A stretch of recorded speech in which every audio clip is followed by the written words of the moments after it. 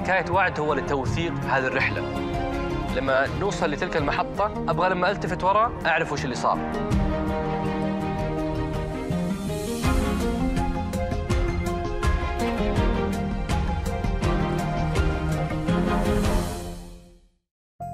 ما كنت أعرف الكثير، يعني أنا أتذوق السياحة كسائح، فمسكت الملف، خلاص انتهى الموضوع. أعطانا الهدف اللي هو يطمح له وطلع. أنا تفاجأت. تخيلوا معي بلد يمتاز بالسواحل البحرية والصحاري الرملية والجبال الخضراء والقمم الثلجية، ومع ذلك ما أتيحت التأشيرة السياحية لزيارته إلا في نهاية عام 2019. تاريخ عريق يمتد لآلاف السنين، وثقافات ثرية ومتنوعة بحسب مناطق المملكة، ومجتمع مضياف تاريخه يزدحم بشواهد الكرم والجود والضيافة. كيف ما يكون عندنا سياحة؟ السياحة قطاع مكاسبه هائلة من نواحي ثقافية واقتصادية، وفي خلق الوظائف المناطقية اللي ما تتطلب الهجرة إلى المدن الرئيسية.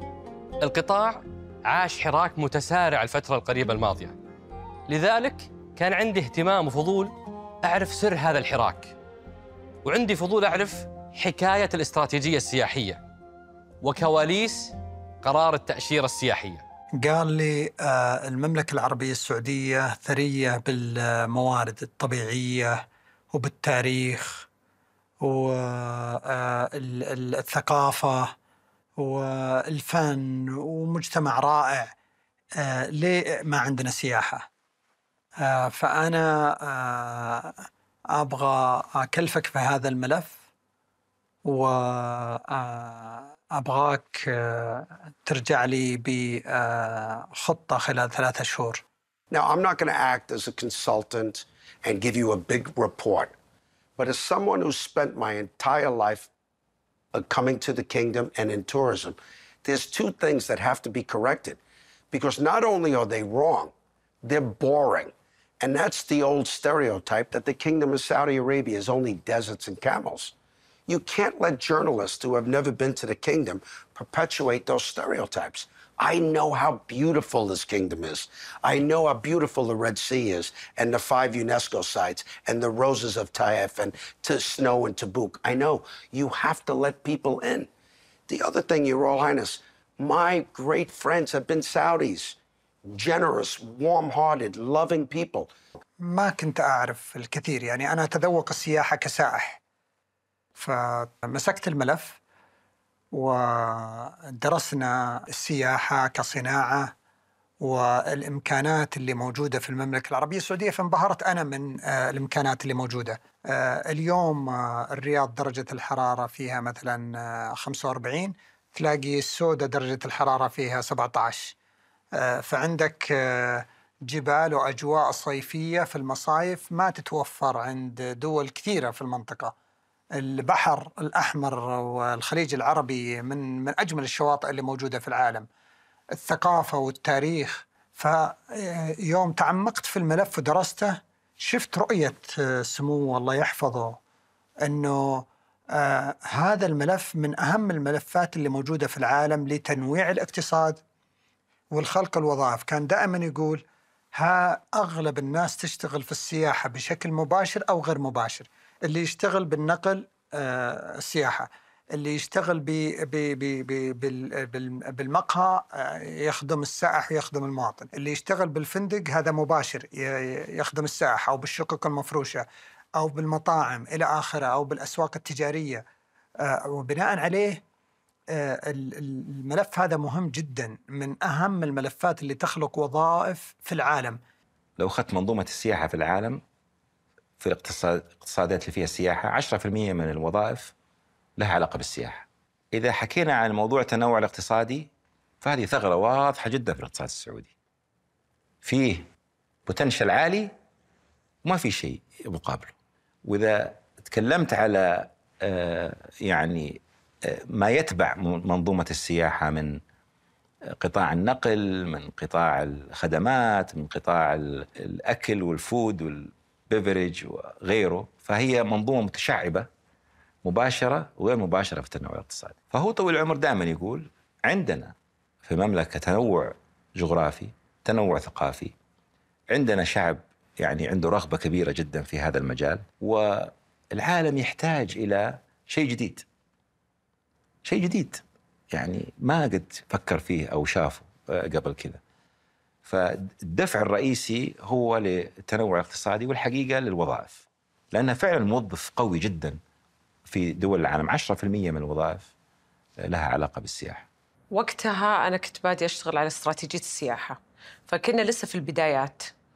وفي البدايات إحنا عملنا وش الخطة لعمل استراتيجية سياحة، لأن استراتيجية سياحة وطنية وأول مرة يعني يصير في سياحة دولية عندنا وخارجية للسعودية. فأتذكر كانت من الاجتماعات الأولى مع سموه، وأتذكر يعني عملنا أرقام مبدئية وتكلمنا على مستهدف 75 مليون زيارة في 2030. وإحنا ترى يعني درسناها وعملنا تحليل وقلنا 75 مليون توصلنا من أفضل 5 دول عالمياً في السياحة إذا قدرنا نوصل لهذا المستهدف.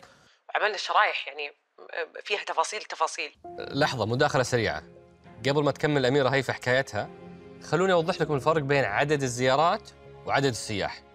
لما نقول سائح فإحنا نقصد ديفيد اللي جاء من لندن وزار الرياض والعلا، هذا يعتبر سائح واحد. ولكن لما نقول زيارة فإحنا نقصد كل مدينة نام فيها ديفيد تعتبر زيارة. يعني لما زار الرياض ثم العلا هو محسوب زيارتين. فهدف 75 مليون هو في عدد الزيارات وليس عدد السياح، ويعتبر هدف طموح لأنك تقريباً بتضاعف الرقم الموجود في 2019 واللي يقدر ب40 مليون زيارة في السعودية من الداخل والخارج. نرجع نكمل مع الأميرة هيفا قصتها لما درسوا هذا المستهدف وقدموه للأمير محمد. فتونا بسم الله بنبدأ، وأقول لسموه إن الهدف اللي إحنا مستهدفين 2030 على عدد الزيارات 75 مليون. وتوني بشرح ليش وكيف جبنا هذا الرقم ومن وين. لف قال 100 مليون. قلت لا طال عمرك 75 مليون، وأشر على على الشاشة أبغى أكد ال 75 مليون، لأنه ال 75 مليون يعني مرة كانت مدروسة. يعني أنا قاعدة أفكر بس بكيف إحنا حللنا هذا الرقم والتفاصيل والدراسات اللي دخلت، وإنه بدينا نكلم منظمة السياحة العالمية وحتى نحسب أرقام السياحة الزيارات لغرض الحج والعمرة وكلها داخلة فيها. المهم وضحك سموه وطلع من الاجتماع، خلاص انتهى الموضوع. عطانا الهدف اللي هو يطمح له، طلع. والله تفاجأت. ومن خلال الزمن عرفت شيء واحد، إن سمو سيدي يعرفنا أكثر مننا، يعرف طاقات كل واحد.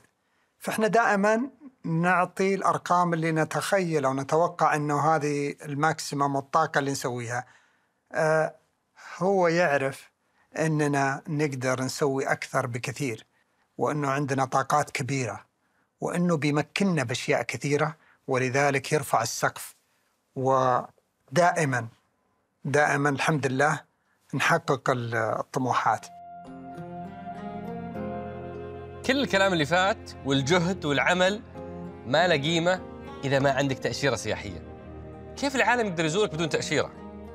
ولذلك تم إطلاق التأشيرة السياحية في سبتمبر 2019، وتحولنا من أصعب دولة إلى واحدة من أسهل وأسرع دول العالم في إجراءات زيارتها. يا ترى وش كواليس قرار التأشيرة؟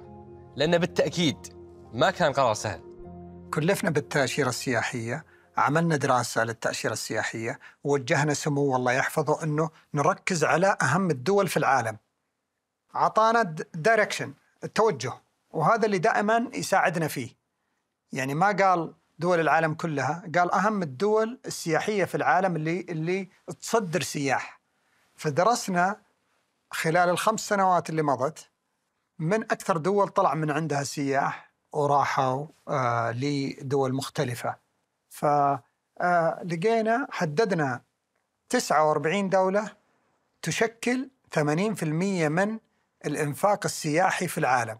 قلنا خلاص نبي هالدول هذه، وعرضناها على اللجنة. وأتذكر كنا في رمضان في مكة، وكانوا أعضاء موجودين، وكان الجلسة برئاسة سمو سيدي، وطلبنا أنه الدول هذه 49 يدخلون على السيستم ويعبي النموذج وياخذ تأشيرة بشكل مباشر 5 إلى 7 دقائق، ورسومها 300 ريال، 100 تأمين و200 رسوم. وطلبنا اقترحنا أنه تكون إلى سنة متعددة الزيارات. لما تجي مرة واحدة أطول مدة تجلسها 3 شهور. فوافق الله يطول عمره. كل اللي تحقق في قطاع السياحة الفترة الماضية من وظائف واستثمارات واحتكاك ثقافي هو نتيجة فتح الباب فقط، قبل ما نسوي أي شيء نوعي. من 40 مليون زيارة إلى 65 مليون زيارة، أكثر من 200 ألف وظيفة استحدثت في القطاع. السعودية حققت المركز الأول على دول 20 في تعافي قطاع السياحة ما بعد الجائحة. كل هالمكاسب وإحنا لسه ما فتحنا مشاريعنا السياحية اللي بننافس فيها العالم، مثل البحر الأحمر والقدية ونيوم وأمالة والدرعية والسودة وغيرها من المشاريع اللي متوقع يبدأ اكتمالها بشكل تدريجي من هذا العام 2023. وقتها بتكون المكاسب مضاعفة بإذن الله. بتكلم عن قطاع السياحة. قطاع السياحة بتخلق تقريبا 3 مليون وظيفة من هنا إلى 2030. مليون وظيفة منها بيكون وظائف للسعوديين، و2 مليون بتكون وظائف لجانب بأسباب مختلفة، منها أنه ما عندنا التالنت في هالقطاع. لكن متى وجدنا 3 مليون وظيفة، مليون وظيفة للسعوديين، 2 مليون وظيفة لغير السعوديين، هذه 2 مليون وظيفة موجودة نقدر لاحقا نسعودها على المستقبل كما نشاء.